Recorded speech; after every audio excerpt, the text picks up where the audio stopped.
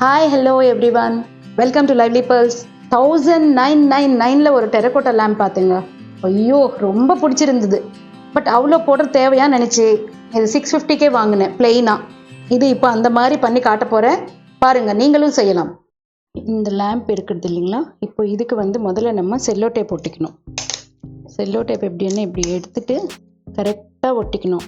இந்த ரவுண்டு இப்போ நான் ஒட்டிருக்கேன் இல்லைங்களா, இதே மாதிரி இந்த ரவுண்ட் ஃபுல்லாக செல்லோ டேப் ஒட்டிட்டு திருப்பி கேப், நான் இங்கே ஒரு 1.5 இன்ச் கேப் விட்டுருக்கேன், விட்டுட்டு திருப்பி செல்லோ டேப் ஒட்டிடுங்க. ஸோ நான் இது என்ன பண்ணியிருக்கேன்னா, இதுக்கு நமக்கு ஈக்குவலாக செல்லோ டேப் தெரியாது இல்லைங்களா, ரவுண்டு கரெக்டாக வரணும். அதனால ஒரு பென்சில் எடுத்து இது இப்படி ரவுண்டப் பண்ணிக்கோங்க. இப்போ செல்லோ டேப் ஒட்டும்போது என்னென்னா உங்களுக்கு ஈவனாக வரும்.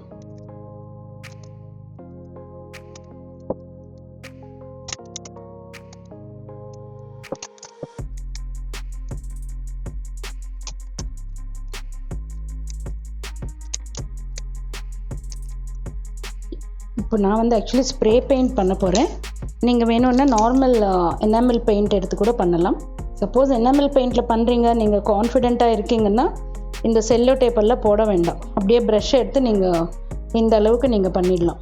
ஸோ இப்போ நான் இங்கே ஒரு ரவுண்ட் செல்லோ டேப் போட்டிருக்கேன், இது செகண்ட் ரவுண்ட். அந்த மேலே கேப் அப்புறமா பண்ணிக்கலாம். இது ஸ்ப்ரே பெயிண்ட், இது அமேசானில் ஈவன் பெயிண்ட் ஷாப்ஸில் கூட கிடைக்கும். இது நல்லா ஷஃபில் பண்ணணும், இல்லைன்னா பெயிண்ட் உங்களுக்கு அன்ஈவன் ஆகும். ஸோ நல்லா ஈவனாக வரணும்னா இந்த பெயிண்ட்டை எடுத்துட்டு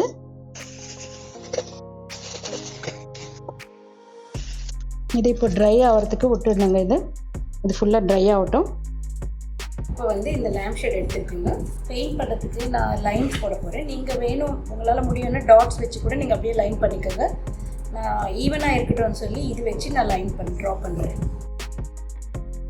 ஒரு ரிப்பன் எடுத்துக்கிட்டு அவசரப்படாமல் நல்லா ஈவனாக ட்ரா பண்ணுங்கள்.